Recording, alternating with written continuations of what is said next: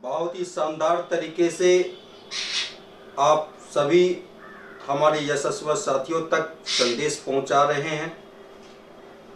ये प्रशिक्षण क्यों महत्वपूर्ण है। लगातार 3 दिवसीय प्रशिक्षण को हम सभी लोगों ने पूरा किया है और ये 3 दिवसीय प्रशिक्षण में हम सभी लोगों ने बहुत कुछ सीखा है। सर्वप्रथम भारत के कोने कोने से उपस्थित आज के वर्चुअल ट्रेनिंग में हमारे सभी यशस्वी साथियों को सुप्रभात, नमस्कार, जय हिंद। मैंने कल स्थानीय निकाय के स्थापना परिचय से संबंधित आपको अवगत कराया था। पहले भी चीजों को मैंने अवगत कराया है और कल जो पिछले 2 दिवसीय ट्रेनिंग चली हुई थी उस पर भी हम इसकी महत्व के बारे में आपको वाकई इससे संबंधित जानकारी दिया है। यकीनन आप सभी लोग इस प्रशिक्षण को अगर मनन करते हैं, इसको सीखते हैं, तो यहां से जीवन में बदलाव आ सकता है, बड़ी परिवर्तन आ सकती है। सोचना, मैंने कल ये कहा था कि आपको आने वाला 3 साल चाहिए या आने वाला 30 साल चाहिए। अगर आपको आने वाला 30 साल चाहिए तो वाकई 3 साल कंफर्ट जोन को आपको छोड़ना होगा और अपने आप को तैयार करना होगा। बगैर तैयारी के कुछ बड़े युद्ध का जीतना कठिन होता है और जब आप बड़े किसी लक्ष्य को पीछा करने के लिए जाते हैं तो उसके पीछे आपकी तैयारी और यह प्रशिक्षण आपको उसी तैयारियों में मदद करता है। आप कोशिश करें जितनी संख्या में अपने कनिष्ठ प्रशासन को इस प्रशिक्षण का पार्टिसिपेट करवा पाएंगे, कल आपके लिए उतना ही बेहतर होगा। जो लोग इस प्रशिक्षण में समय पे पार्टिसिपेट नहीं करते हैं तो हर अधिकारियों का यह अधिकार है कि आप उनके साथ सख्ती से पेश आएं। कभी कभी हमारे गार्जियन, हमारे परिवार के जो प्रधान होते हैं हम पे सख्ती इसलिए करते हैं कि वो हमसे बहुत ज्यादा स्नेह और प्यार करते हैं। तो कभी कभी हमें अपने कनिष्ठ अधिकारियों को सही रास्ते पे लाने के लिए उनको सख्ती के साथ पेश आना अति आवश्यक है, क्योंकि हर विद्यार्थी छात्र, जो शिक्षक उसको, जो अध्यापक उसको क्लास में पठन पाठन का कार्य करवाता है, तो ये 2 नीति के साथ नहीं करवाता। सभी के लिए समान नीति के साथ पाठ्यक्रम करवाता है, परंतु कुछ लोग अव्वल निकल जाते हैं और कुछ लोग विफल हो जाते हैं। कारण यही है कि जिस समय में पाठ्यक्रम करवाया जा रहा था उस समय में चीजों पाठ्यक्रम की भूमिकाओं को अहम नहीं दिया, इसलिए वो बहुत पीछे हो जाते हैं और कुछ लोग बहुत आगे बढ़ जाते हैं। इस प्रशिक्षण को जो भी महत्वपूर्ण समझ पाएगा, यकीनन उसके जिंदगी में बड़ा परिवर्तन हो सकता है। और जो लोग इसे ऐसे ही टाइम पास करके लेने के लिए आते हैं या समझते हैं, तो उनके जीवन में कोई बदलाव नहीं, कोई परिवर्तन नहीं। और दूसरा सबसे महत्वपूर्ण, कल के डेट में आप जिस विषय पर प्रशिक्षण हम आज ले रहे हैं, हमारी कोई भी कनिष्ठ प्रशासन या वरिष्ठ प्रशासन के साथ, उनसे सवालात और जवाब आप नहीं कर सकते। जब सवालात और जवाब आप करेंगे तो आपके वरिष्ठ प्रशासन जरूर पूछेंगे कि जिस समय प्रशिक्षण चल रहा था उस समय तुम कहां था। मैंने बार बार तुमको कहा था कि प्रशिक्षण बहुत महत्वपूर्ण है। शायद उस समय उनके पास कोई जवाब नहीं होगा, तो इस लिहाज से उन सभी साथियों के लिए यह प्रशिक्षण बहुत महत्वपूर्ण है। आप इसकी महत्व के बारे में जरूर समझें, हर व्यक्ति को इसकी महत्व के बारे में जरूर बताएं, क्योंकि ये राज्य परियोजना प्रबंधन की जो विधेयक है, जो पिछले गत वर्षों से क्रियान्वित हो रही थी, उस विधेयक में बहुत बड़ी चीजों की बदलाव किया गया है। इस लिहाज से यह प्रशिक्षण आप सभी साथियों को लेना अति आवश्यक है। जूम पर हमारा 500 लोगों का पार्टिसिपेंट है। इसके बाद जो लोग पार्टिसिपेंट कंप्लीट हो जाने के बाद जो लोग इसका हिस्सा नहीं हो पाते हैं, वो यूट्यूब लिंक पर जाकर के भी इस सेशन की पूरे सेशन को आप कंप्लीट कर सकते हैं, वहां से प्रशिक्षित हो सकते हैं।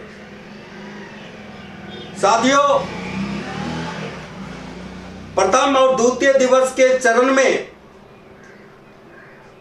हर दिन मैं थोड़ा सा पीछे प्रशिक्षण को रिवाइज आपको करवाता हूं। रिवाइज कराने का अर्थ यह है कि आप पीछे जो बताए गए बातें हैं उनको आप भूलें ना,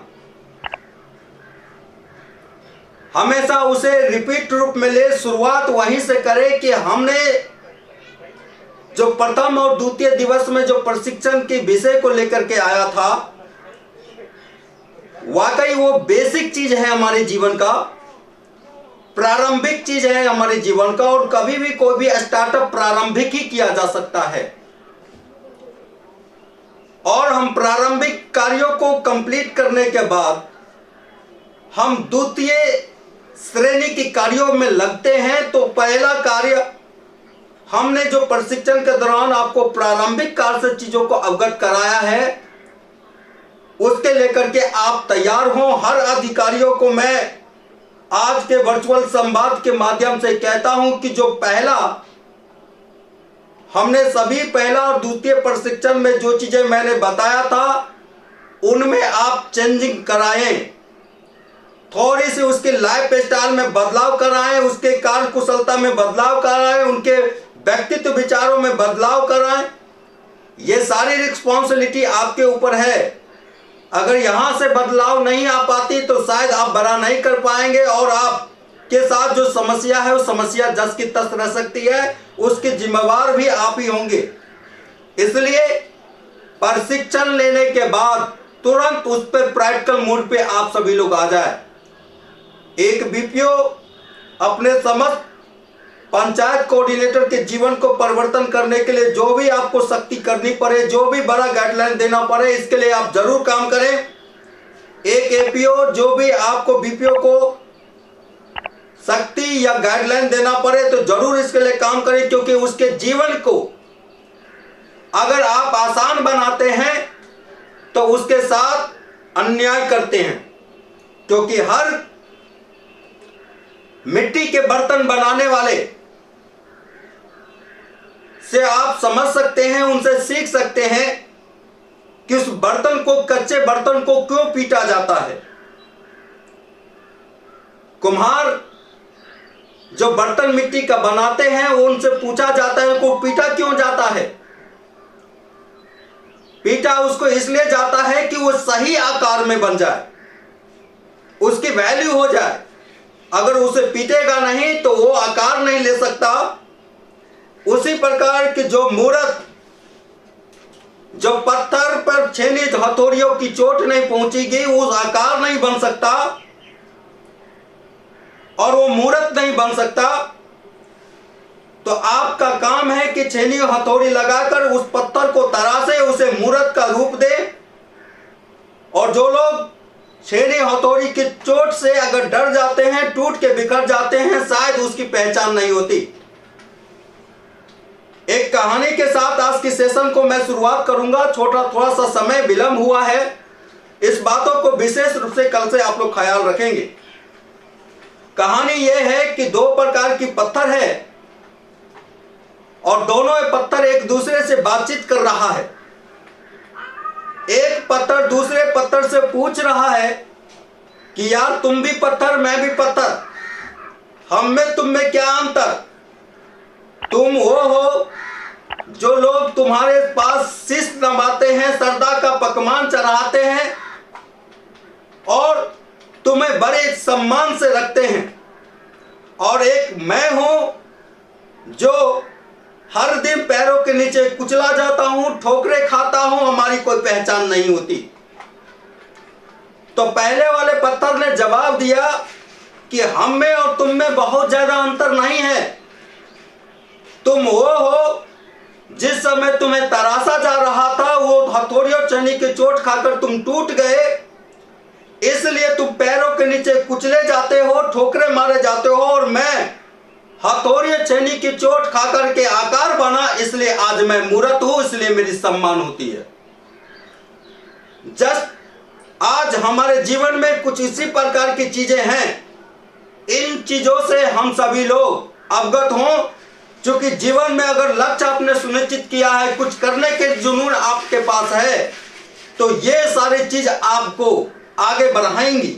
और इसके लिए आपको तैयारी आज से करना होगा। ये सोच करके ना तैयारी करें कि मेरे संबंधित हैं, मेरे भाई हैं, मेरे पितर हैं, इसमें क्या मैं समझूंगा। अगर ऐसा करते हैं तो आप अपना भविष्य खतरे में डालते हैं। कल आपका भविष्य खतरे में होगा। इसलिए एडमिनिस्ट्रेशन और प्रशासन में, अगर प्रशासन में और एडमिनिस्ट्रेशन में अगर भाई बंधु और रिश्तेदार भी है, तो उनके साथ वही सख्ती से पेश आए, क्योंकि आप उनसे स्नेह करते हैं, प्यार करते हैं, और प्यार दुलार से हमेशा चीजें खराब हो जाती है। तो कभी कभी आपको सख्ती भी करनी पड़ जाएंगी, और सख्ती अनुशासन का दूसरा नाम है। जब तक आप अनुशासित नहीं होते या दूसरे को अनुशासित नहीं करते, तब तक आपके जीवन में परिवर्तन नहीं होता। बाकी थैंक यू। तो कल मैं स्थापना परिचय के संबंध में आप लोगों को बता रहा था। राज्य परियोजना प्रबंधन विधेयक के स्थापना परिचय के बारे में मैं आप लोगों को जानकारी दे रहा था, और आपके स्क्रीन पर स्थापना परिचय स्लाइड की जा रही है। इसे आप गौर से देखते रहेंगे। स्थापना परिचय हम लोगों ने कल फिनिश किया था, और आपको मैं जानकारी दिया था स्थापना सतकाम फाउंडेशन की स्थापना 4 अक्टूबर 2019 को बिहार के मधुबनी जिले के अंतर्गत किया गया है। और मुख्य रूप से यह संस्थान 15 जनवरी 2020 को स्थानीय निकाय आजीविका ग्राम संगठन समूह जैसी महत्वाकांक्षी योजना को संचालित किया है। हम सभी लोग इन दिन को सक्रिय दिवस के रूप में और शक्ति दिवस के रूप में भी मनाते आ रहे हैं। इस परियोजना का मुख्य उद्देश्य ग्रामीण भारत की सभी वर्गीय महिलाओं को स्वयं आत्मनिर्भर बनाना है।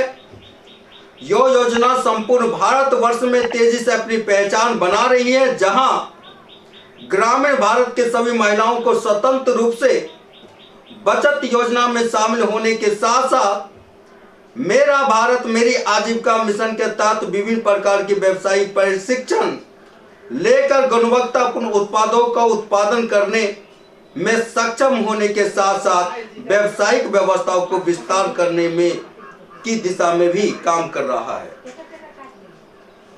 हमने मेरा भारत मेरी आजीविका मिशन से संबंधित संक्षिप्त में कल मैंने कुछ बातें आप लोगों के बीच में रखी थी। आगे इस वर्चुअल संवाद में इस पर विस्तार रूप से हम आगे चर्चा करेंगे, क्योंकि एक एक अध्याय एक एक विषयों पर हम लोगों को चर्चा करना है। हमने स्थापना परिचय के बारे में कल आप लोगों को वाकई पूरी जानकारी कराया है, और यह राज्य परियोजना प्रबंधन की जो विधेयक है, जो कानून है, ये कानून आप लोगों के प्रशिक्षण के बाद पूर्ण रूप से ये कानून का रूप ले लेगा, और आपको सिर्फ इसी कानून को अमल करना है, इसी प्रारूप को अमल करना है। और आपके स्क्रीन पर ये चीजों को शो किया गया है कि राज्य परियोजना प्रबंधन विधि 2023-24 और 24 की जो हमारा विधेयक है, वो विधेयक जो अभी बोर्ड से पास हुई है, वह स्थानीय निकाय ग्राम संगठन समूह नियम उपनियम जो हमारा पूर्व से क्रियान्वित उपनियम है 2021 और 22 और 23 के प्रस्तावित विधि में संशोधन कर 23-24 के प्रस्तावित अधिनियम, नियम, निर्देश एवं विधि व्यवस्था के साथ संचालित किया जा रहा है। यानी आपके पूर्व में जो भी विधेयक आपके बीच में लाई गई थी, जो भी अभी तक कानून चल रहा था, उस कानून में संशोधित किया गया है। अब जो कानून रूप आपको प्रभावी करना है अपने क्षेत्रों में, वो 23-24 की प्रस्तावित कानून को प्रस्तावित करना है। 2023-24 के प्रस्तावित अधिनियम, नियम, निर्देश एवं विधि व्यवस्था के तहत संचालित किया जा रहा है, जिसे संबंधित प्रशासनिक लेन देन की प्रक्रिया निदेशक मंडल, बोर्ड ऑफ अथॉरिटी एवं राष्ट्रीय कार्यकारिणी एवं प्रबंध अथॉरिटी के संयुक्त वार्ता एवं सर्वसम्मति से प्रस्तावित हुआ है, जिनका उद्देश्य संपूर्ण राष्ट्र में स्थापित समूह एवं कार्यपालिका को सशक्त अथवा लेन देन सेवाओं से संबंधित विभागीय पदाधिकारियों को जोड़ना है। ये पुस्तक, ये विधेयक प्रशासनिक क्रियाकलापों को कई भागों में बांटकर प्रकाशित किया जा रहा है, जिसके तहत ही सभी वरिष्ठ प्रशासन, सुपीरियर अधिकारी एवं सेवाकर्मी अभिकर्ताओं को विशेष अधिकार न्याय संगत के लिए प्रदान करती है। अनाधिकार प्रयास कानूनी जुर्म माना जाएगा। आपने इसकी जो अभी जो हमने विधेयक से संबंधित चीजों को आपके बीच में रखा है, उसमें स्पष्ट किया गया है कि पूर्व में जो हमारे पास प्रकाशित किए गए जो कानून थे, उस कानून में बड़ी मात्रा में बदलाव किया गया है। अब वो कानून 23-24 के नियम में बदलाव कर प्रभावी किया जाएगा और इसी कानून के तहत संपूर्ण राष्ट्र में स्थानीय निकाय की कार्य गतिविधियों को आगे बढ़ाई जाएगी। इसमें कहा गया है, इस अध्यादेश में प्रस्तावित की गई कर्म निकाय नियम एवं सूचनाओं में संस्थान अपने विवेकतानुसार परिवर्तन, संशोधन कभी भी कर सकती है। अध्यादेश में दिए गए अधिकार एवं दायित्व वाले विधिक शब्द, लेख, अभिलेख, नियम, विनियम, अधिनियम को सभी प्रशासनिक अधिकारी एवं कर्मचारी गण के लिए बेहतर समझ को बढ़ावा देने के लिए है। इस पुस्तिका में विभिन्न सेवाएं, सुविधाओं के बारे में प्रमुखता पूर्वक जानकारी दी गई है। प्रत्येक सेवाओं की स्वयं निबंध एवं शर्तें हैं जो अनुरोध पर उपलब्ध कराई जा सकती है। अधिक जानकारी के लिए इसे आप अपने वेबसाइट पोर्टल से भी डाउनलोड कर सकते हैं। वेबसाइट पोर्टल पर जाकर के भी इसका विशेष रूप से जानकारी प्राप्त कर सकते हैं।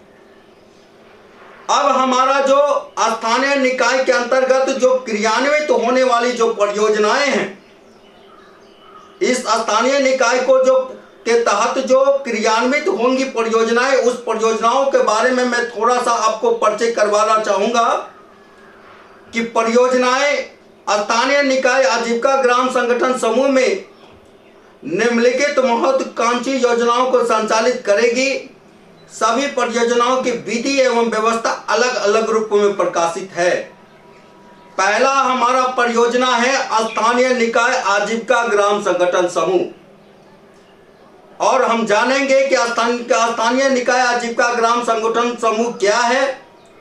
दूसरा है हमारा 4WS साप्ताहिक बचत योजना, जिसे आप परिचित हैं। पूर्व से ये योजनाएं, कॉन्सेप्ट ये प्रभावी है और उससे आप वाकई परिचित भी हैं और अपने क्षेत्र में क्रियान्वित भी कर रहे हैं। तीसरा है उद्यम ऋण योजना, और चौथा क्लब जनरेशन प्लान, और पांचवा जो सबसे नया प्रोजेक्ट इसमें ऐड किया गया है, अपना भारत अपनी आजीविका मिशन स्वयं परिपालन योजना। आप इन्हें जन जन तक जरूर पहुंचाएं। जन जन तक जब पहुंचा पाएंगे जब आप इनकी समझ रखेंगे। अब आगे हम चलते हैं कि स्थानीय निकाय आजीविका ग्राम संगठन समूह का गठन आप किस प्रकार से करेंगे। यहां से आपकी लर्निंग पार्ट शुरू होती है और आप पॉइंट टू पॉइंट चीजों को जरूर सीखेंगे। एक नंबर जो हमारा क्लोज नंबर 1 है। क्लोज नंबर 1 हमारा कहता है कि स्थानीय निकाय आजीविका ग्राम संगठन समूह का गठन किस प्रकार का होगा। क्लोज नंबर 1 का ए, स्थानीय निकाय ग्राम संगठन समूह की स्थापना संपूर्ण भारतवर्ष के सभी ग्राम पंचायतों के अंतर्गत होना है। यह पहले से भी आप करते आ रहे हैं। दूसरा बी कह रहा है कि ग्राम पंचायतों के प्रत्येक वार्डों में समूह की संख्या 2 या इससे अधिक भी हो सकता है। पहले आपको एवरेज कर दिया गया था, आप उसको फ्रीडम कर दी गई है, इस लिमिट को हटा दिया गया है। 2 भी कर सकते हैं, 1 भी कर सकते हैं। अगर आप क्राउड के आधार पर, जनसंख्या के आधार पर समूह की संख्या आगे भी बढ़ा सकते हैं, यानी कि 2 से भी अधिक आप बढ़ा सकते हैं। सी कह रहा है प्रत्येक समूह में कार्यकारिणी सदस्य की संख्या कम से कम 15 और अधिक से अधिक 21 सदस्य के रूप में पंजीकृत किया जा सकता है। पहले 21 सदस्यों से पंजीकृत करवाई जाती थी, फिर बाद में प्रस्ताव आया था कि 15 सदस्य से हम चीजों को करेंगे और इसको बरकरार रखा गया है। 15 सदस्य से 21 सदस्य आप समूह में शामिल कर सकते हैं।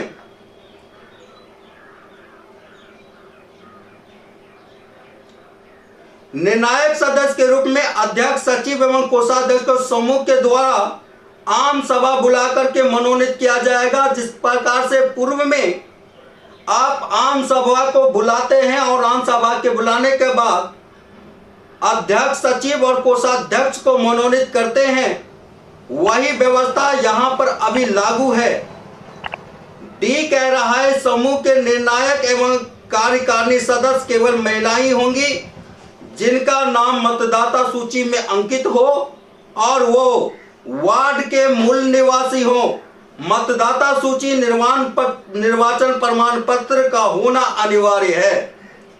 हमने इस बीच में कई चीजों को थोड़ा सा डिफॉल्ट होते हुए देखा है और हमारा ये पूर्व से ये नियम है कि कोई भी सदस्य जो होंगी स्थानीय निकाय का, वो वार्ड के मूल निवासी हो, मतदाता सूची में नाम अंकित हो, निर्वाचन प्रमाण पत्र उनके पास हो। तो इन बातों को आपको विशेष रूप से ध्यान देना है। आप क्लोज बाय क्लोज आप स्टडी करेंगे, पढ़ेंगे और सीखेंगे। आगे ही कह रहा है कि समूह के निर्णायक सदस्य की शैक्षणिक योग्यता कम से कम 8वीं पास हो और उन्हें अपनी क्षेत्रीय भाषा के अलावा हिंदी, अंग्रेजी और तकनीकी शिक्षा वैकल्पिक पढ़ने अथवा लिखने का ज्ञान हो। यानी तकनीकी शिक्षा वैकल्पिक किया गया है। अगर वो जानती है तो बेटर है, अगर नहीं जानती है तो कोई बड़ी बात नहीं, लेकिन उन्हें अपने क्षेत्रीय भाषाओं का ज्ञान होना चाहिए। हिंदी लिखने और पढ़ने का ज्ञान होना चाहिए। थोड़ा बहुत अंग्रेजी और जानती हो तो थोड़ा बहुत अंग्रेजी भी पढ़ने लिखने का ज्ञान हो। कम से कम 8वीं पास ही व्यक्ति को आप निर्णायक पदाधिकारी के रूप में मनोनीत करेंगे, जो अध्यक्ष, सचिव और कोषाध्यक्ष होगा। अगला कह रहा है हमारा F नंबर क्लोज, स्थानीय निकाय का गठन स्वतंत्र रूप से केवल पंचायत समन्वयक ही करेंगे। अन्य किसी भी अधिकारी को समूह गठन करने का अधिकार नहीं होगा। पंचायत कोऑर्डिनेटर साहब को ही केवल समूह गठन करने का अधिकार है।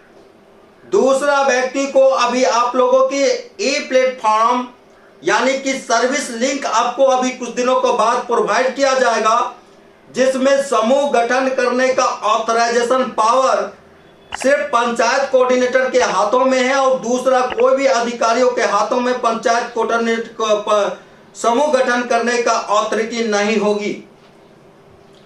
समूह का गठन वेब पोर्टल की सहायता से किया जा सकता है। सभी ग्राम पंचायत समन्वयक के पास तकनीकी उपकरण के रूप में एंड्रॉयड फोन अथवा लैपटॉप का होना अनिवार्य है। अगर पंचायत कोऑर्डिनेटर, क्योंकि मैंने बताया कि अभी कुछ दिनों के बाद आप सभी लोगों को डिजिटल प्लेटफॉर्म पे लाया जा रहा है, सभी लोगों के ऑफिशियली पोर्टल बनाई जा रही है और बहुत बड़ी बात नहीं है। अगर आप एंड्रॉयड फ़ोन चलाते हैं, लगभग लोग एंड्रॉयड फ़ोन चलाते हैं, तो आपको ट्रेनिंग में एंड्रॉयड वर्जन में आपको तमाम सॉफ्टवेयर आपको दिए जाएंगे और उसी सॉफ्टवेयर पर समूह को आप पंजीकृत कर सकते हैं, सदस्य का मेंबरशिप भी ले सकते हैं। आगे का जो पॉइंट कह रहा है एच नंबर, पंजीकृत की गई समूह ऑफिशियल ई लिंक की गोपनीयता कोड केवल निर्णायक पदाधिकारी को ही दिया जा सकता है। सदस्यों को कोड सार्वजनिक नहीं किया जाएगा। यानी समूह के निर्णायक पदाधिकारी को विशेषाधिकार होता है कि ग्रुप को जो ई कोड आपको मिलेगा, इलेक्ट्रॉनिक कोड जो दिए जाएंगे, उस इलेक्ट्रॉनिक कोड केवल अध्यक्ष, सचिव और कोषाध्यक्ष के पास ही पावर होगा। इस कोड को सार्वजनिक नहीं किया जा सकता, क्योंकि अगर सभी सदस्यों के साथ इस कोड को सार्वजनिक कर दिया जाएगा तो हो सकता है कि कल के डेट में उस ग्रुप के आईडी या ग्रुप के साथ कुछ छेड़छाड़ हो सकता है। इस बातों के लेकर के आप सभी लोगों को अलर्ट करेंगे कि वेब पोर्टल के माध्यम से जो गोपनीयता कोड आएंगी, उस गोपनीयता कोड केवल ग्रुप के निर्णायक पदाधिकारी को ही अधिकार है इसके पास अपने पास सुरक्षित रखना। अब चलते हैं कि ग्रुप में सदस्यता के लिए आपको क्या क्या पहल करना होगा। ग्रुप में सदस्यता पॉइंट नंबर क्लोज नंबर 2 का ए कह रहा है कि सदस्यता संस्थान के द्वारा अधिकृत पंचायत समन्वय को लेना अथवा समूह से निष्कासित करने का स्वतंत्र अधिकार प्राप्त है। यानी कोई भी सदस्य समूह से सदस्यता अगर लेता है तो उसका अधिकार केवल पंचायत कोऑर्डिनेटर को है। साथ ही साथ इनको यह भी अधिकार दिया गया है जो नियम और निर्देशों के विपरीत कार्य करता है उसकी सदस्यता को निरस्त भी और रद्द भी कर सकता है।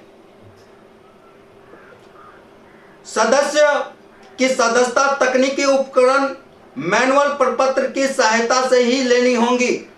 अभी जब तक आपको ऑफिशियली ई लिंक वेब पोर्टल आपको प्राप्त नहीं हो जाता, तब तक आपके पास 2 राइट होते हैं सदस्यता लेने का। एक मैनुअल दस्तावेज के आधार पे आप ले सकते हैं और दूसरा इलेक्ट्रॉनिक दस्तावेज के आधार पर। बी कह रहा है कि पंचायत समन्वय को अधिकृत ऑफिशियल ई लिंक पंजीकृत समूह सदस्यों के ई लिंक से संबंधित गोपनीयता आईडी को सुरक्षित रखना होगा। इसे सार्वजनिक करना कानूनी एवं जुर्म एवं नियमों को विरुद्ध है। अगर कोई भी समूह का ऑफिशियल लिंक जनरेट होता है, ग्रुप का कोई भी ऑफिशियल लिंक जनरेट होता है, तो पंचायत कोऑर्डिनेटर किसी भी हद में किसी भी व्यक्ति को उस लिंक को या उसके गोपनीयता कोड को सार्वजनिक नहीं करेंगे। ये सार्वजनिक करना, मैंने पहले बताया, अगर किसी अन्य व्यक्ति को ये कोड अगर आप देते हैं और उसके साथ छेड़छाड़ होता है तो इसकी दोषी आप होंगे। ये कानूनी अपराध की श्रेणी में माना जाएगा। सी कह रहा है समूह के सभी सदस्यों की सदस्यता निःशुल्क ली जाएंगी। सदस्यों की कोई भी कोटि वर्ग समुदाय से हो सकते हैं। पूर्व से ही हमने इस पे पाबंदी लगा रखा है, लेकिन आप लोगों को अलर्ट भी रहना होगा, सतर्क भी रहना होगा। कई जगह ऐसे मामले आ जाते हैं कि हमारे दीदियों से कुछ न कुछ सदस्य के रूप में राशि अवैध उगाही की जाती है। इस बातों को आप सभी लोगों को सभी तक जन जन तक लोगों को पहुंचा देना है। और हम समूह में, हर समूह में एक नया रूल स्ट्रक्चर का एक बैनर अवेलेबल भी करवाने वाले हैं, ताकि दीदियों को अपने रूल और अपने नियमों के बारे में अवगत हो। कल के डेट में उनके साथ किसी प्रकार की कोई अनहोनी न हो, इन सभी चीजों के लिए एक विशेष कदम उठाई जा रही है। अगला क्लोज कह रहा है, डी नंबर का क्लोज, सदस्य के लिए न्यूनतम आयु 18 वर्ष, अधिकतम आयु 52 वर्ष का होना अनिवार्य है। आप सदस्यता लेने के दौरान इस बातों का जरूर सत्यापन करें। जब उनका आधार या जो भी दस्तावेज आप लेते हैं तो उनका एज जो उसमें लिमिट किया गया है उस पर जरूर आप सत्यापन करें कि हमें अधिक से अधिक 52 वर्ष तक के ही हमारे दीदियों का सदस्यता लेना है। उससे अधिक के जो उम्र वाली दीदी हैं उनका सदस्यता स्वीकार नहीं करना है। आगे कह रहा है 55 से अधिक आयु वाले सदस्यों को समूह से 23-24 के विधि अनुसार सेवानिवृत्त कर सकता है तथा उक्त स्थान पर नए सदस्य मनोनीत कर सकती है। यानी जो दीदी का 55 से अधिक उम्र है उन्हें समूह एज ए सेवानिवृत्त कर सकता है और उक्त जगह जो जगह खाली होगी उस जगह पे चाहे कोई भी व्यक्ति इच्छुक जो भी हो उसे आप नए सदस्य के रूप में मनोनीत कर सकते हैं। समूह में शामिल होने के लिए निजी पहचान के रूप में आधार कार्ड, निर्वाचन पहचान पत्र दोनों का होना आवश्यक है। अगर आप सदस्य हमारे दीदियों को जब आप इसमें मेंबरशिप दिलाते हैं तो आधार कार्ड एक पहला प्रमाण होता है। दूसरा, आप उसके निर्वाचन प्रमाण पत्र को भी सत्यापन करें कि ये वार्ड के मूल निवासी हैं या नहीं है। अगला हमारा जी पॉइंट कह रहा है कि सदस्यता प्रपत्र में विवरण निर्वाचन पहचान पत्र में दिए गए नाम अनुसार ही रिकॉर्ड की जाएगी। उक्त नाम एवं अस्थायी पता, अक्षरशः मिलान, आधार कार्ड, पैन कार्ड, बैंक खाता इत्यादि अन्य सभी दस्तावेजों से होना अनिवार्य है। कभी कभी देखा गया है कि आधार कार्ड में कुछ और नाम होते हैं और वही सदस्य जो होते हैं उसका बैंक खाता में कुछ और नाम होता है। तो इस प्रकार से एक वर्ड का भी अगर मिसिंग होता है इस स्थिति में आपकी वो आवेदन निरस्त हो सकती है। तो इन बातों को विशेष रूप से आप ख्याल रखेंगे कि जो भी उनका दस्तावेज है आधार में उनका नाम जो लिखा हुआ है वही उनका बैंक अकाउंट में भी नाम होना चाहिए। अगर उनके पास पैन कार्ड है तो पैन कार्ड में भी नाम वही होना चाहिए। थोड़ा सा भी मेल या डिफरेंट नहीं पाया जाना चाहिए। इस बातों को विशेष रूप से आप स्मरण करेंगे। अगला कह रहा है पॉइंट हमारा एच नंबर हमारा कह रहा है क्लोज नंबर एच, सदस्यता प्रपत्र में उल्लेखित की गई सभी विवरण निर्वाचन पत्र से मिलान होने की स्थिति में आधार कार्ड से अक्षरशः मिलान होना अनिवार्य है।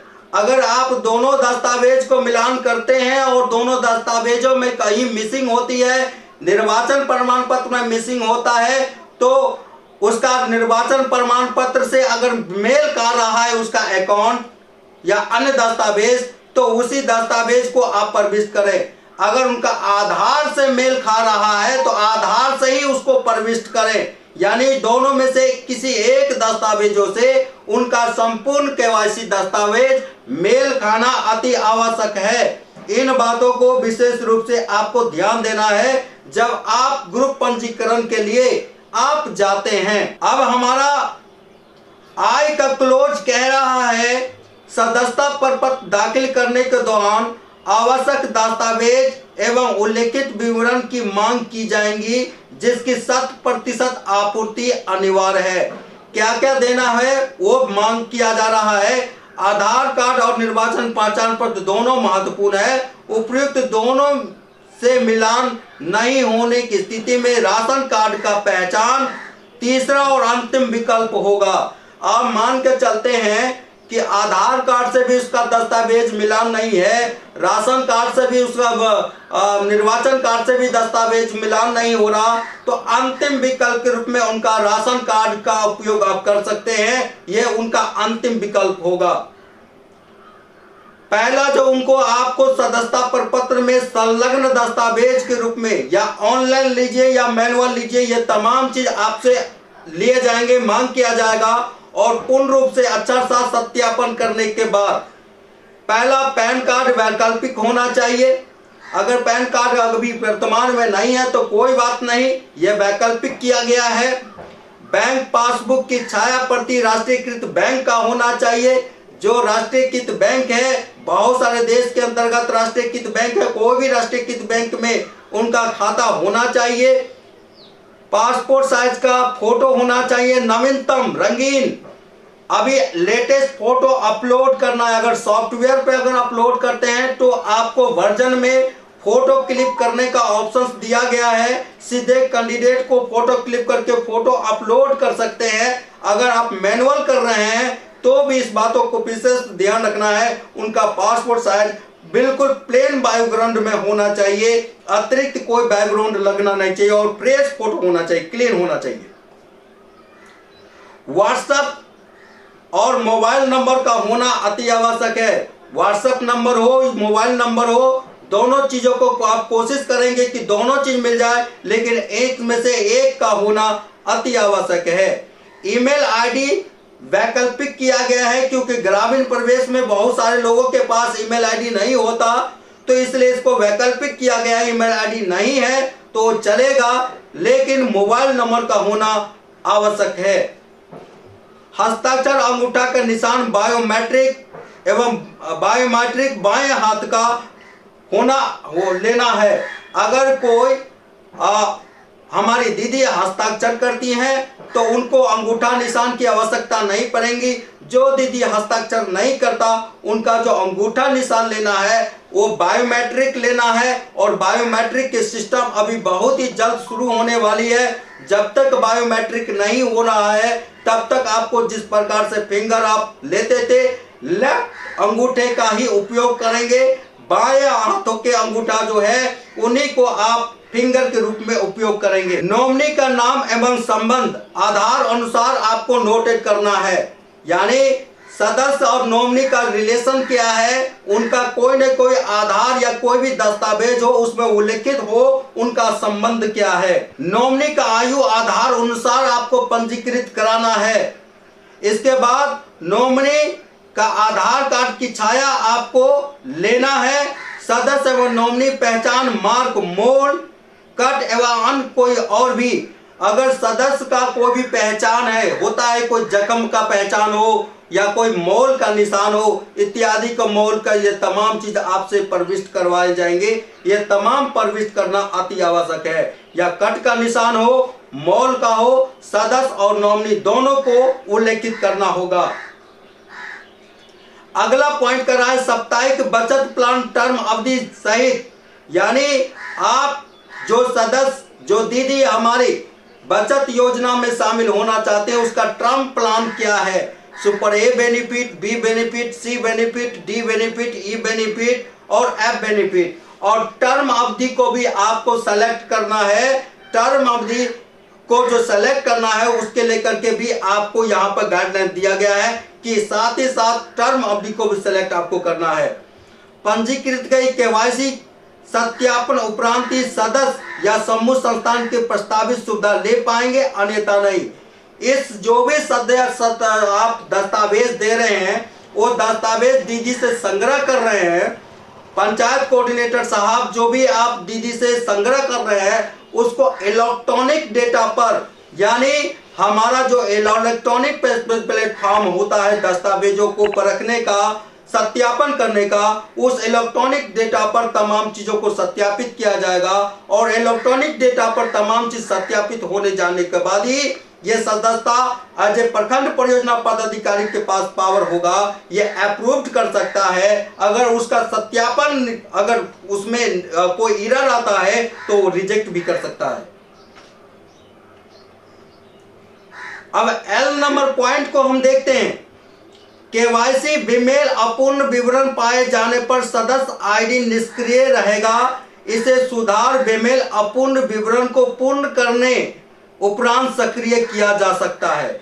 और कोई भी दस्तावेज मान के चलते हैं कि तत्काल आपका आईडी किसी भी कारणवश सक्रिय हो जाता है और पुनः कभी किसी कारणवश उस आईडी को निष्क्रिय करना पड़ा कोई भी दस्तावेज की कमी के कारण, तो उसे सक्रिय करने के लिए आपकी जो भी रिक्वायरमेंट है या डिपार्टमेंट की जो भी रिक्वायरमेंट है दस्तावेज के रूप में, उसको अगर प्रविष्ट करवाते हैं तो वो आईडी को पुनः सक्रिय कर दिया जाएगा।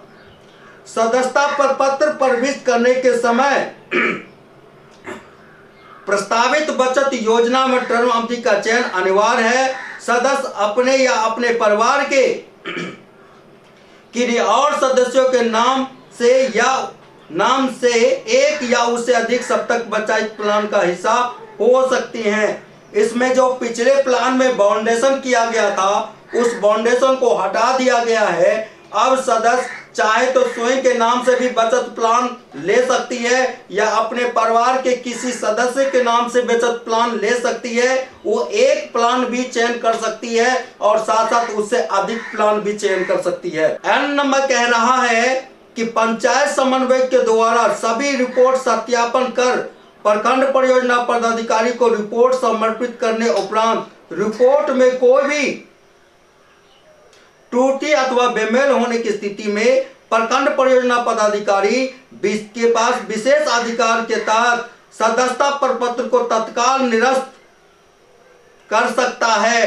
अगर प्रखंड परियोजना पदाधिकारी के पास अगर आप रिपोर्ट करते हैं पंचायत समन्वयक साहब, तो आपको पूर्ण रूप से एक बार अच्छा साथ तमाम चीजों को दस्तावेजों को सत्यापन कर लेना होगा। अगर आप वही रिपोर्ट आनन फानन में आप प्रखंड परियोजना पदाधिकारी के स्तर के समूह अगर रिपोर्ट प्रस्तुत करते हैं और वहां पे इलेक्ट्रॉनिक डेटा को सत्यापन या मैनुअल डेटा के सत्यापन के दौरान कोई त्रुटि पाई जाती है तो उस स्थिति में आपका डेटा या आपके जो पंजीकरण दस्तावेज है उसे निरस्त कर सकता है हमारे प्रखंड परियोजना पदाधिकारी।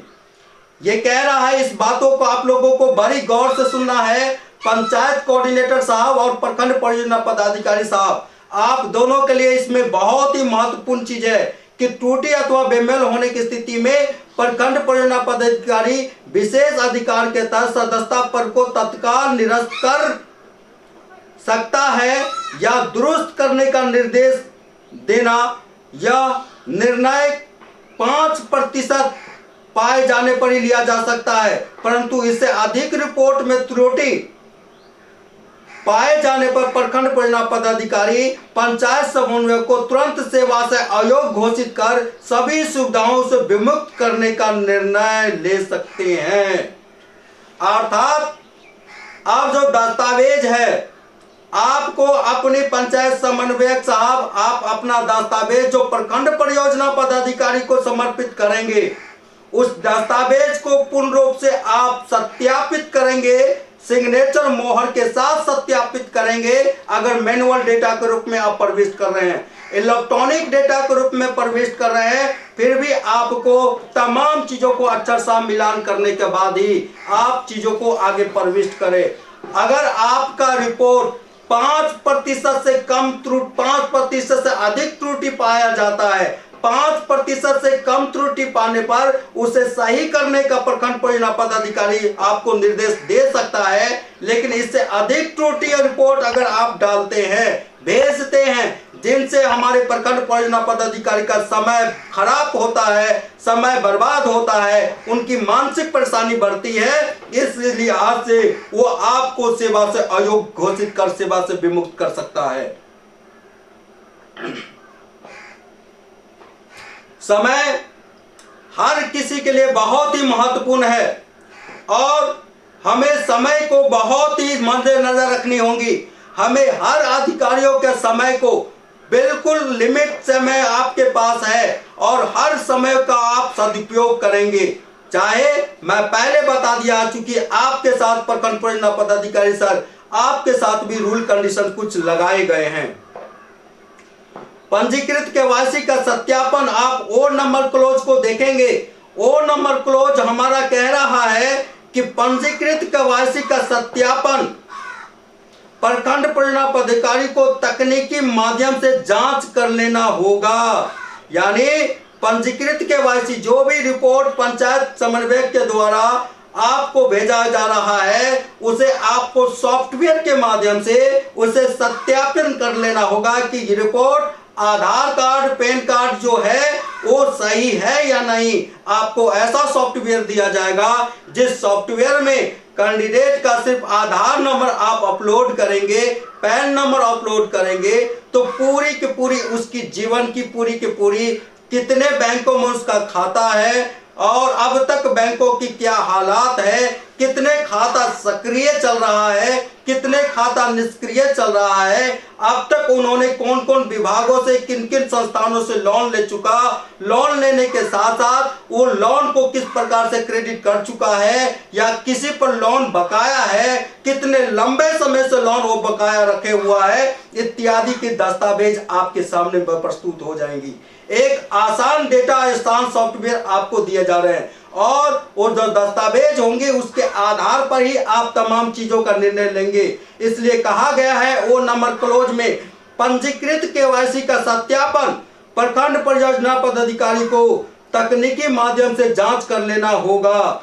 ऑनलाइन सत्यापन होने उपरांत ही वह संस्थान को अग्रसारित करे। प्रखंड परियोजना पदाधिकारी के द्वारा अग्रसारित की गई रिपोर्ट तकनीकी सिस्टम के माध्यम से सभी वरिष्ठ विभागीय पदाधिकारी को सर्विस इस पोर्टल पे स्टोर हो जाएगा। यानी आप अगर कोई भी डेटा सबमिट करते हैं, प्रविष्ट करते हैं, वो आपसे सीनियर जो भी अधिकारी हैं ऑटोमेटिक इस पे आपकी लर्निंग, टेक्निकल लर्निंग भी होगा। ऑटोमेटिक आपके एपीओ साहब के पास डेटा स्टोरेज हो जाएगा, आपके पास डीपीएम साहब का डेटा स्टोर हो जाएगा, आपके डीएसओ साहब के पास डेटा स्टोर हो जाएगा, आपके जीएम साहब के पास डेटा स्टोर हो जाएगा। इवेंटली इतना ही नहीं, आपका डेटा जो स्टोर हो रहा है हमारे पास जो ई पोर्टल के माध्यम से डेटा स्टोर होगा वो आपके जीएम साहब तक नहीं बल्कि डेटा स्टोर हमारे एचआरएम तक स्टोर हो जाएगा।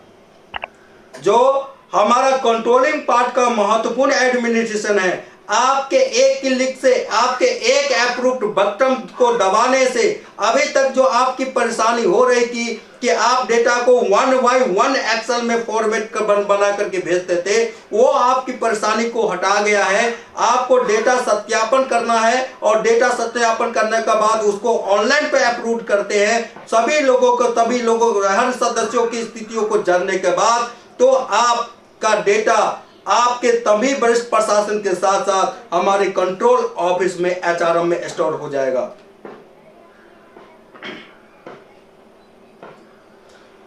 वहां से एचआरएम का काम शुरू होता है।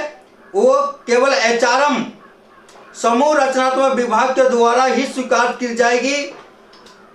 अस्वीकृत किया जा सकता है, स्वीकार भी किया जा सकता है, अस्वीकृत भी किया जा सकता है। अगर डेटा गलत आप अपलोड कर रहे हैं तो उस समय अस्वीकार, रिजेक्ट भी हमारा ग्रुप केटी डिपार्टमेंट कर सकता है। समूह रचनात्मक विभाग के द्वारा 0% त्रुटि अथवा बेमेल स्वीकार नहीं करेगी। अगर आप बिल्कुल सत्यापन, हम 0% प्रखंड परियोजना पदाधिकारी के पास से डेटा एरर नहीं हम एक्सेप्ट करने वाले, 0%।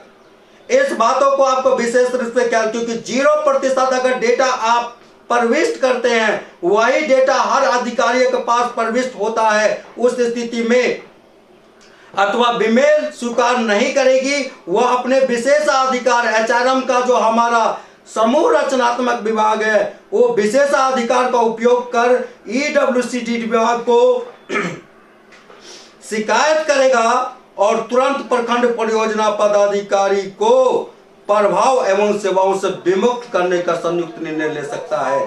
आपकी एक मिस्टेक आपकी जॉब को खतरे में डाल सकता है, क्योंकि आप डेटा के साथ कहीं न कहीं गलत डेटा को अगर सार्वजनिक करते हैं, छेड़छाड़ करते हैं तो आप पर नजर बना हुआ है। एक एक डेटा पर, एक एक मेंबर पे हमारा नजर बना हुआ है। उस पर अगर आप किसी प्रकार की छेड़छाड़ करते हैं तो उस स्थिति में हमारा एचआरएम विभाग का समूह रचनात्मक विभाग, ग्रुप क्रिएटिव डिपार्टमेंट ईडब्ल्यूसीडी डिपार्टमेंट को शिकायत करेगा और आगे आपके प्रशासन के साथ समन्वय स्थापित करके आपको सेवा से अयोग्य घोषित कर सकता है। संयुक्त निर्णय एवं निर्देश की कॉपी महाप्रबंधक कार्यालय, जिला परियोजना प्रबंधक कार्यालय या अथॉरिटी को प्रतिलिपि तैयार कर ईमेल करने होंगे। जो भी आप त्रुटि, अगर जो भी प्रखंड परियोजना पदाधिकारी के द्वारा त्रुटि दस्तावेज, अलग गलत दस्तावेज अपलोड किए जाएंगे। उसका दस्तावेज एक हमारा जो ग्रुप क्रिएटिव डिपार्टमेंट वो तैयार करके ईडब्ल्यूसीडी डिपार्टमेंट को शिकायत करेगा और ईडब्ल्यूसीडी विभाग हमारे समीप पदाधिकारी जीएम हो, जिला परियोजना प्रबंधक को उनसे समन्वय स्थापित करेगा कि इन सभी अधिकारियों को सेवा से अयोग्य घोषित की जाए। ये गलत डेटा हमको प्रस्तुत कर रहा है। उपयुक्त निर्णय एवं निर्देश से संबंधित महाप्रबंधक में जिला कार्यालयों को संयुक्त ऑपरेशन चलाकर अयोग्य घोषित किए गए सभी प्रखंड परियोजना पदाधिकारी को सेवा में सुविधाओं से तुरंत विमुक्त करना होगा तथा विधि व्यवस्थाओं को बनाए रखने हेतु निम्नलिखित कदम उठानी होगी।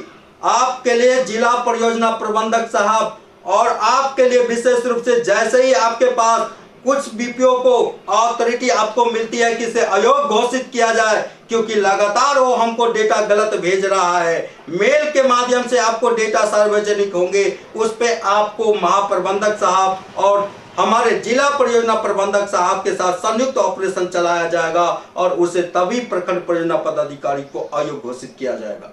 और जब अयोग्य घोषित करेंगे तो क्या करना होगा, इसके लिए कुछ कदम उठाए गए हैं, वो कदम को उठाना होगा। जैसे कदम उठाने उपयुक्त निर्णय व निर्देश से संबंधित महाप्रबंधक व जिला कार्यालय को संयुक्त ऑपरेशन चलाकर अयोग्य घोषित किए गए प्रखंड परियोजना पदाधिकारी को सेवा और सुविधाओं से तुरंत विमुक्त करना होगा तथा विधि व्यवस्थाओं को बनाए रखने हेतु निम्नलिखित कदम उठानी होगी। आपके पास पावर होगा कि ये क्या क्या कदम आप उठा सकते हैं। पहला कदम उठा सकते हैं कि रिक्त स्थान पर नए योग्य व्यक्ति की नियुक्ति करनी होगी। आप पहला कदम उठा सकते हैं या आप दूसरा कदम के रूप में निर्णय ले सकते हैं। सुशासन व्यवस्थाओं को क्रियान्वयन करने वाले किसी भी योग्य पंचायत समन्वयों को तत्काल सेवा अथवा प्रभारी बना सकते हैं आप। यानी अभी तत्काल नियुक्ति नहीं हो सकती, कोई पंचायत समन्वयक आपके तत्काल सभी नियम निर्देशों को पालन कर रहा है, विधि व्यवस्थाओं को बेहतर तरीके से तमाम चीजों को क्रियान्वित करता है, वैसे अधिकारियों को आप तत्काल प्रखंड परियोजना पदाधिकारी की भागीदारी उनको सौंप सकते हैं। दूसरा पावर का आप ये उपयोग कर सकते हैं।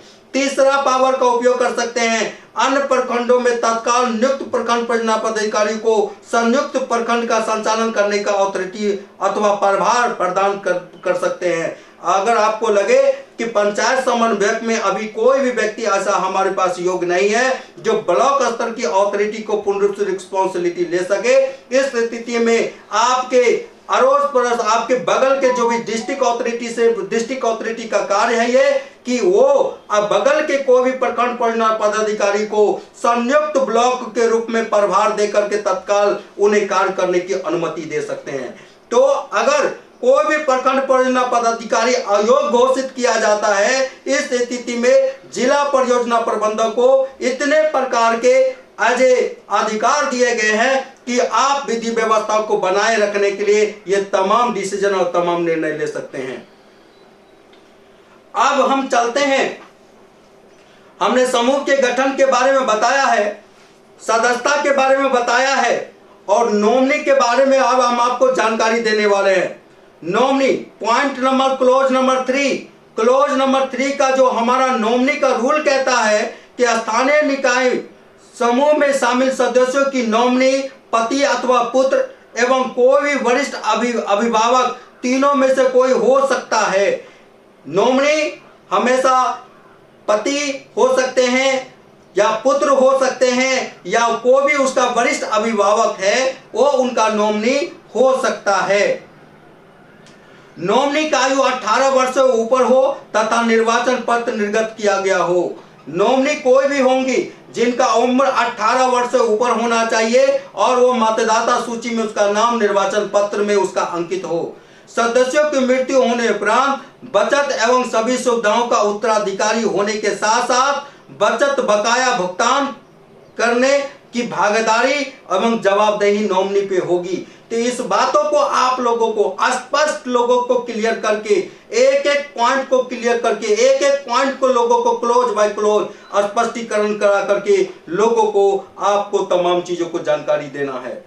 मैंने आज क्लोज नंबर 3 के सेशन तक आज आप लोगों को दिया है। कुछ समय आज हम लोगों ने कल से कुछ विलंब किया था और कोशिश कीजिए आप सभी लोग, जैसे आज हमारे CS रितेश मिश्रा सर के माध्यम से बताया गया कि कल से आपको 8 बजे ही लिंक प्रोवाइड हो जाएंगे और हर एक अधिकारियों को आपको सख्ती करके लाना पड़े इस प्रशिक्षण में, या उसको तुरंत आप उसके लेकर के डिसीजन लेना पड़े, कुछ भी करना पड़े, क्योंकि कल आज उसको आप चेताते नहीं है तो कल यह सारा प्रभाव आपके ऊपर पड़ने वाला है। और आपके कोई भी कनिष्ठ प्रशासन कोई भी अयोग्य कार्य या अनसंवैधानिक कार्य करता है तो उसकी रिस्पॉन्सिबिलिटी भी आपके कंधे पे होगी। आपको इस बातों को विशेष रूप से स्मरण करना होगा, क्योंकि हर प्रशिक्षण को सिखाने का महत्व होता है। बगैर सिस्टम कोई भी डिसिप्लिन, बगैर अनुशासन का हम आगे बढ़ नहीं सकते। हमें अनुशासन ही हमको आगे महान बनने के लिए प्रेरणा देती है। हम इसी व्यवस्था के साथ आज हम क्लोज नंबर 3 तक जो व्यवस्था आपको बताए हैं उसी व्यवस्था के साथ आज की प्रशिक्षण पर वर्चुअल प्रशिक्षण को मैं यही विराम देना चाहूंगा। आप सभी लोगों को बहुत बहुत धन्यवाद, थैंक यू। और इसी प्रकार से आप हर दिन वर्चुअल प्रशिक्षण में आते रहें, हर दिन आप सीखते रहें, लोगों तक सीखी हुई बातों को अभ्यास करते रहें। और जैसा मैंने पहले शरीर ट्रेनिंग में कहा था कि कोई भी ऐसी बात हो, कोई भी ऐसे बिंदु हो जिन बिंदुओं को आपको समझ में नहीं आए तो हमारे YouTube लिंक के डिस्क्रिप्शन में आप जरूर अपना कमेंट करें, ताकि मैं आपके प्रश्नों का जवाब तुरंत वहां तक पहुंचा सकूं, ताकि आप क्लियर हो सके। तो आप इन बातों को विशेष रूप से ध्यान देंगे। मुझे उम्मीद है कि इस प्रशिक्षण से आप लोगों को बहुत कुछ मिलने वाली है। अब तक जो गलतियां हुई उन तमाम गलतियों को हम लोग रिपेयर करेंगे, सही करेंगे और एक उचित प्लेटफॉर्म की ओर आगे बढ़ेंगे। मैं आज के प्रशिक्षण से मैं यही विराम देना चाहता हूं। आप सभी लोगों को जय हिंद, नमस्कार। और आप सभी लोगों को मैं बहुत बहुत हृदय अभिनंदन करता हूं जो आप प्रतिदिन समय पे प्रशिक्षण को लेने के आते हैं। प्रशिक्षण लेना आपकी बहुत ज्यादा जरूरी है। मैं अपने प्रिय साथी, हमारे सहयोगी साथी, मैं श्री रितेश मिश्रा सर को आमंत्रित करना चाहूंगा कि आप आए और आने के बाद हमारे साथियों को चंद संबोधन के साथ आज की प्रशिक्षण शिविर को विराम दिया जाए। बाकी थैंक यू वेरी मच।